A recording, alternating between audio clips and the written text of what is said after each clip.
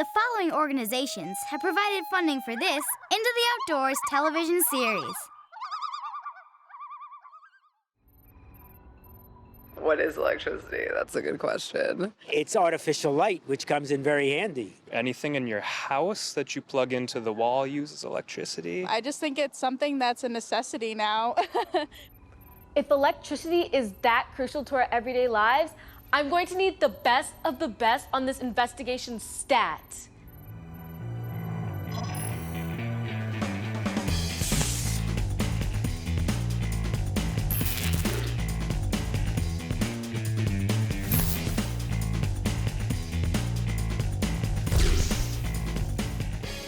That includes you too, recruit.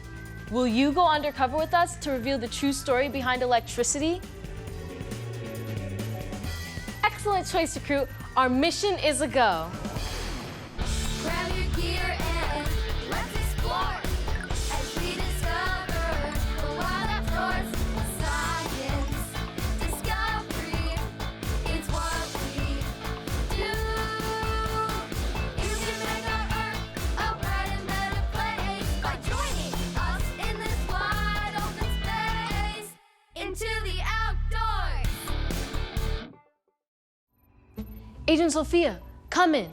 What is your status? I'm in position V. I told them I was the new trainee here and no one suspected a thing. This will be a cinch. Smart work out there, Sophia.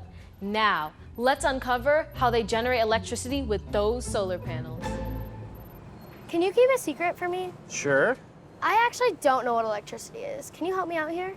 Yeah. So electricity is really pretty common. It's a natural phenomenon. You can see it in lightning during storms, or when you rub a balloon on your hair and your hair stands up, that's static electricity. And it's really based on one of the fundamental building blocks of all matter, the atom.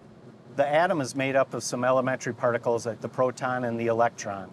And electricity is the motion of those electrons between other atoms. And it's this motion or flow of the electrons either through the air in lightning or in a wire. But it can't be as simple as just putting lightning in a bottle.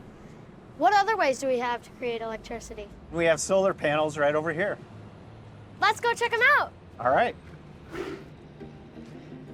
So these are solar panels, but they kind of look like mirrors to me. Well, Sophie, actually, where mirrors will reflect light that comes in, the panels are designed to absorb the light. So this panel is made up of 72 different photocells. The photocell uses the photoelectric effect, where photons, which are packets of energy in the light, can break free the electrons in the silicon. We can direct the flow of those electrons to all the individual wires, and it all flows to the inverters. So here I have a photocell, a smaller version of the same thing that's on the solar panels. And you are holding an amp meter, which measures the current, measures the flow of electrons. When we turn this photocell and the sun is shining on it brightly, the amps quickly come up. Do you want to try to cover it yourself? Yeah, see how it drops off to 0 when it's out of the sun? And then it quickly comes back up. You really weren't kidding. These electrons are moving. Hey, V, you know what this reminds me of? Photosynthesis. Oh yeah, if you think about it, the panel's photovoltaic cells are converting sunlight into energy, kind of like plants do. Ever wonder why plants are green? That's chlorophyll, a green pigment that's inside of plant cells. It can absorb the energy of photons and cause electrons to rapidly move across the cell membrane. The plant will then store that energy to create plant food. So our sun doesn't always feel like shining. So we have to have other ways to produce electricity, right? Yes, we do. We have several different ways. The more conventional ways are with natural gas and coal.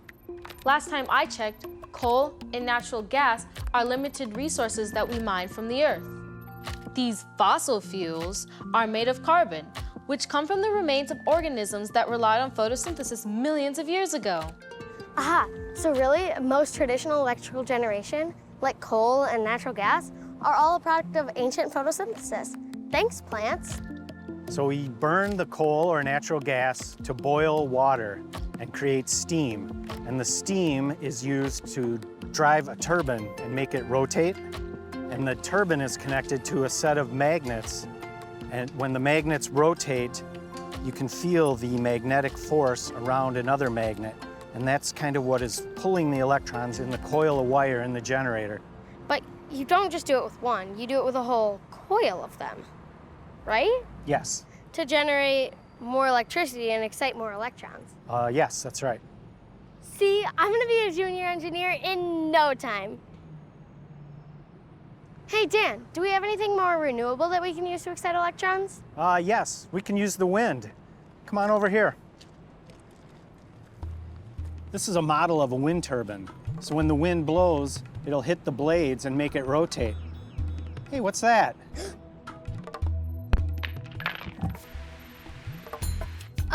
I think it was just a bug. Huh. So when it rotates, it turns the generator inside and excites the electrons and generates electricity that way. Ah, this is a breeze. What else do you have for me? Oh, we also have hydropower as a renewable source of electricity. So in hydropower, we use the force of the falling water to rotate a water turbine, which rotates the magnets in a generator and excites the electrons and gets electricity flowing. But all this electricity we're generating doesn't do us any good if it's not transmitted to our homes, schools, and communities. That's right, and for that we need a transmission system for the safe and reliable flow of electricity.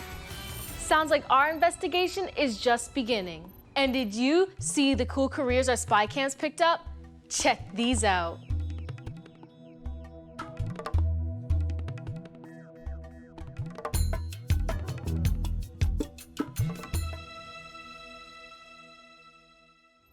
Now that we've generated electricity, let's decode how we get it from the producing sources to neighborhoods and your home. Mission Control, I'm landing at the target location in 3, 2, 1. Whew, what a ride.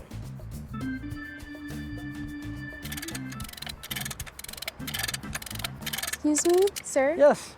I'm new around here. I'm very serious about becoming a pro construction worker. But to do that, I first have to know what we're building. Sure. What we're building today is a 345 kV transmission line in order to provide power to a new development. What are the steps of building these? It starts with the foundation that needs to be put in, which is used to support the structure and the immense loads that are placed upon it from the wire. Just like your house, you want it to be solid and you want it to be set into hard ground. So this thing is drilled in approximately 40 feet into the ground in order to hold this tower in place through everything Mother Nature can throw at it. I get it now. It's all about creating a sturdy base to keep this upright. That's solid. What is this thing right here? So this is a 275-ton crane that we use to take the poles and stack the pieces on top of one another in order to build what you see back there. Can I try getting up there? You betcha.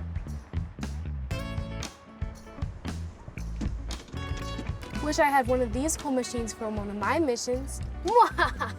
What's that? Oh, nothing. But we're still missing one of the most important parts, the wires. Sure, let's go look at that now. So this is 2156 ACSR conductor. So what is it used for? So this is used to carry the electrical energy from point A to point B. The ACSR stands for aluminum conductor steel reinforced. Inside here is the dull gray wire. That's the steel that's strung through the entire length of the cable, wrapped up with aluminum strands to give it its particular electrical properties. Now that'll help with the flow of things.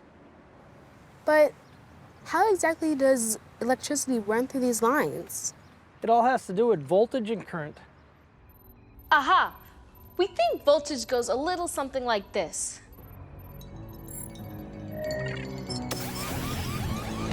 Whoa. Whoa. Ooh. Is there supposed to be smoke? Maybe an expert should explain this one. The flow of electricity, a lot of people describe it as similar to the water flowing through a water hose. The pressure that's pushing against the walls of the water hose would be the voltage of the electricity. The voltage is what's causing it to flow. The amount that flows is defined by the customers.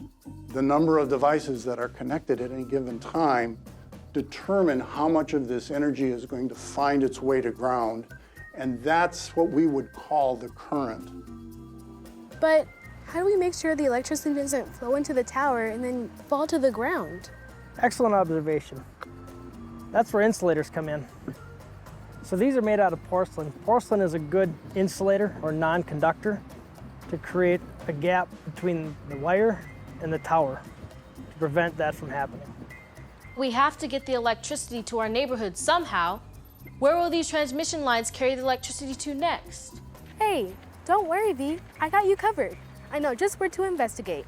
The substations. Why do transmission lines bring electricity here? Great question, Nia. You learn that power comes through the transmission lines from where it's generated. A substation brings that power in to where then it sends it out to where you need it at your house. A substation makes power usable for you. Ooh, look at all these gizmos and parts. How does it work? The power comes in from the transmission lines and into this transformer. A transformer is what takes the power from one voltage and transforms it to a voltage that's more usable. I thought you were supposed to have high pressure on these electrons. Why lower the voltage? You wouldn't want that high voltage coming into your house that way. Can you imagine the electricity just jumping out at you? We have to bring the voltage down to make it more usable and safer. Thank goodness for those transformers. I wouldn't want that much electricity near my hands. Jay, we have a problem here. I don't see any electricity leaving this place. How do we make sure it gets to our homes? Well, we have a transmission system, a substation, then we have a distribution system. Now I see the whole picture. Better sketch this one out for the report. First, we take the electricity from generators and increase its voltage so it can travel long distances through transmission lines. Then, the electricity arrives at a substation. A large transformer at the substation lowers the electricity's voltage and sends it back through the distribution lines to a small transformer to decrease its voltage one last time before entering our homes. I think you're forgetting one important thing. Jay here just said that there are tons of people who make sure the system keeps operating. Great catch, Agent Nia. Sounds like another mission for the team. This job sounds neat. I wish I could be there in the field.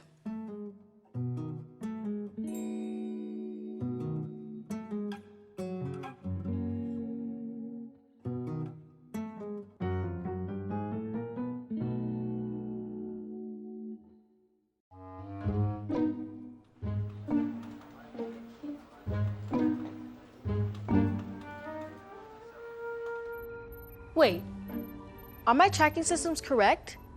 Are you at headquarters? Affirmative. I managed to sneak in and gain access to the system, and you will not believe how many people are making sure the electricity keeps running. Excuse me, sir. Why aren't you with the other trainees? Oops, gotta go. That's cool. I'm a bit lost here. Would you mind showing me around, running me through the basics? Sure, I'll show you what it's like to be an operator. Awesome. This looks like the mother of all computers. What do all these colorful lines mean, though? All these lines are showing how one substation is connected to another, and shows the whole transmission system here. Wow, they've discovered me! Little jumpy, aren't we? That's just the transmission system telling us that something happened. It looks like the voltage at that substation is getting a little high. Okay, that could be really bad. Is there anything we can do to help lower the voltage? There is. Let me show you. This is a capacitor bank. Okay. And capacitor banks help to raise the voltage. So we have one in service here. What can we do to help lower the voltage? Oh, if you take the bank away, the voltage will go lower, right? That's right. Let's do that. So we click on it and click to trip it, and then we operate it. Well, why'd it get too high? When people are using power, that's called the load. The demand for power in very early hours, like midnight, 1 a.m., 2 a.m., is very low. So the fewer people that are using power, the higher the voltage. So if I put this on a graph, it would look like a hill, right? Because more people use electricity at the middle of the day. That's right. Mostly in here, our goal is safety and reliability. And we want to keep power going to people's houses, hospitals, and places of business. One thing that we get to help with that a lot of people don't see and know about is we maintain the equipment. So it gets damaged less or it wears out less. Time out, time out. If the equipment breaks down, you must have someone to repair them, right? So I'm the team leader of transmission line maintenance and inspection, and my team is responsible for the inspection, maintenance, and repair of the nearly 10,000 miles of transmission lines that we own and operate. Our lines are exposed to all the elements and weather of the area, the heat of summer, the cold of winter, the high winds and tornadoes that sometimes come through in the summertime. That's why we have a very detailed inspection program to ensure the reliability. One is an aerial inspection, where we use a low-flying helicopter to fly along the power lines and inspect the condition of each and every structure along the route. Another program we use is a ground inspection, where every 4 years we have personnel along the ground and they inspect every detail of every tower, looking at every nut and bolt and cotter key and ensure it's in great operating order. From time to time, there are unplanned events. These might include high winds that knock trees over into the power lines, or lightning strikes that cause damage and cause outages. My team's responsible for ensuring those repairs are made promptly to get the power restored to the area. Mayday, mayday. A line just tripped and it's not closing up. What we can do is call MISO. MISO is the Mid-Continent Independent System Operator. We work with them a lot to create plans so that our system stays intact and safe. Okay, thanks. They said that they were going to turn on generator 15. Okay, that's good. It looks like it'll solve the problem. Well, it looked like the voltage got too low before. What could have happened? If the voltage gets too low, certain areas could have blacked out. Luckily, blackouts don't happen very often, but when they do, you know that all the operators are working very hard so you can get your power back. Whew, you are so prepared. How do you do it? We always run what's called an N-1 analysis. So we have a computer program that looks at the system right now, which is N. -1 means we lose something. A program like this is running all across the country so that we all keep power on to those who need it. How cool. Not only does the electrical system power our houses, but it's also part of a greater system that covers the entire country, the electrical grid. This is fascinating work, Agent. Now, let me see if I can hack into the electrical grid. Whoa! The defense system is incredible. How do you protect something that is so huge? Here in our company, because we're protecting the electrical grid, what we really do not want people to do is to get access to the systems that control electricity for our area here, because that will disrupt a lot of people's lives. So one of the things that we have to deal with is people sending in phishing emails. And these are emails meant to trick people in the company thinking that it's a legitimate email, but it's the attackers. They're the ones who are trying to get into an organization and steal information, or they're trying to get someone to open a document, and when they open that document, that's what triggers the malware to be downloaded onto the computer, and we'd have a bad day if that happens. So we really do rely on our employees here, on the other workers here, to be educated. Hey, here's what a phish looks like. And if they see an email that they think looks pretty sketchy or is kind of, I don't know about this, they'll report that in. Once we know about it, then we can block them and stop them, and then we need to wipe it out of the system. Another threat that we face in the utility industry is a physical threat. Now, a physical threat could be anything to someone trying to damage a transformer or one of our pole leads or attack one of our substations. So we set up physical barriers and different physical parameters to keep people out of buildings they're not supposed to be in. We also have security in a lot of our buildings, cameras, fencing, and whatever it takes to keep the bad actors out. So did you really think we wouldn't know about your undercover mission, South Vic? Code Red, they've discovered me. Roger that, get out of there.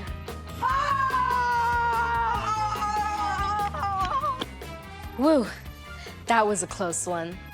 And thanks for sneaking some shots of the pros for the record.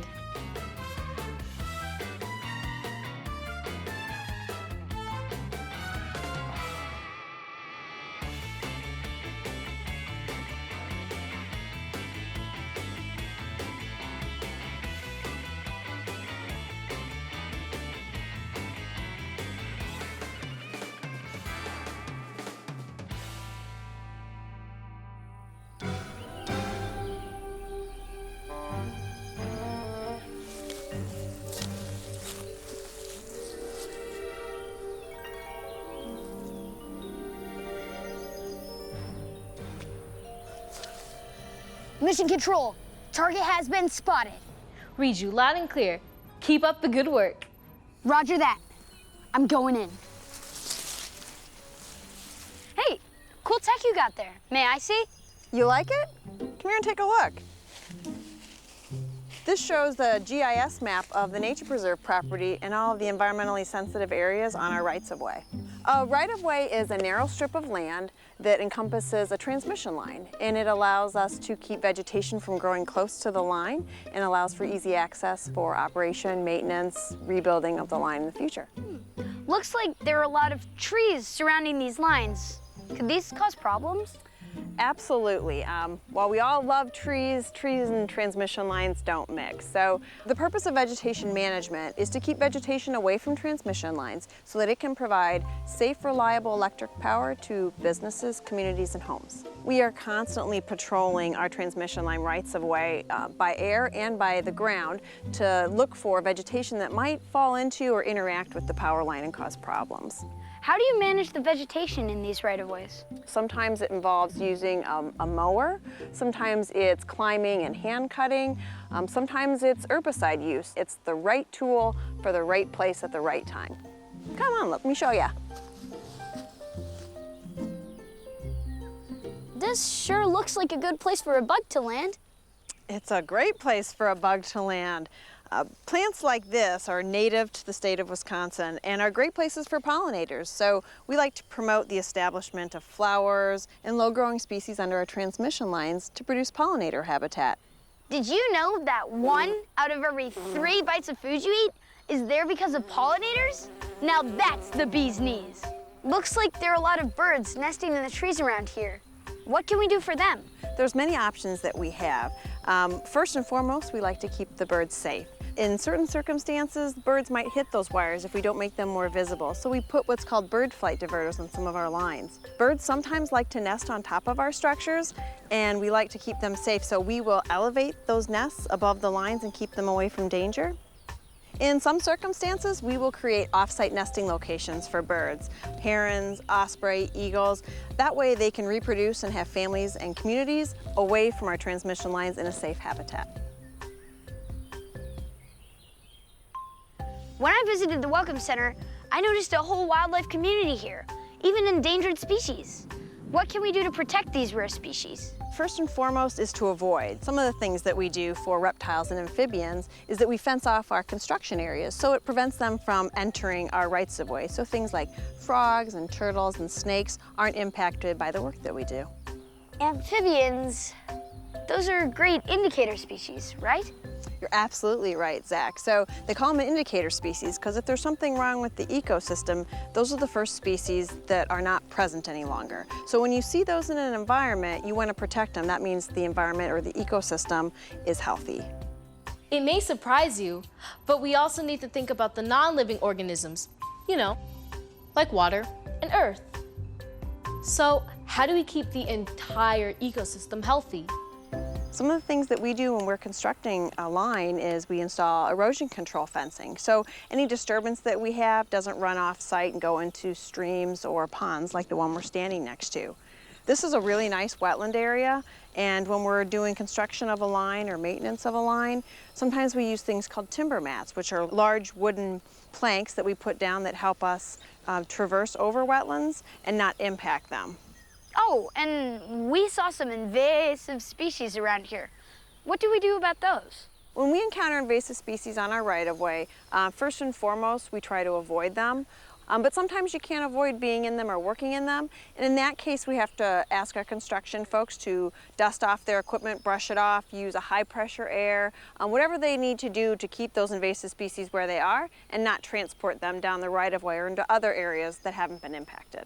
So you balance our electrical needs with the rest of the environmental citizens in this natural ecosystem, right? That's exactly right, Zach. It's our job as a company to responsibly provide electric, reliable power while balancing the needs of the environment and promoting a sustainable ecosystem that coexists with our transmission lines. Investigators, please report. What's the inside scoop on electricity? Well, I've discovered that we have renewable resources and tons of technology to help us generate electricity. Yeah, And with the electrical transmission system, we can deliver electricity safely and reliably to where it's needed. Remember, it's a part of the national electric grid that keeps the lights on for our entire society. Plus, there are neat management pathways we can use to keep our environment healthy. Oh, and don't forget the people who we detected who make this possible.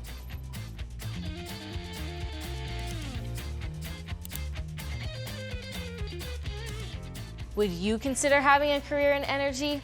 And how is electricity crucial to your life and survival? I challenge you to discover those answers for yourself and your world.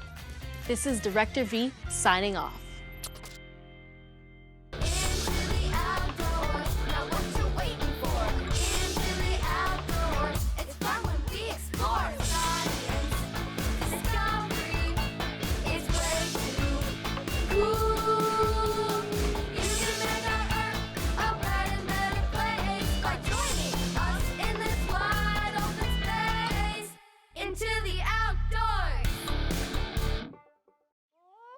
The following organizations have provided funding for this Into the Outdoors television series.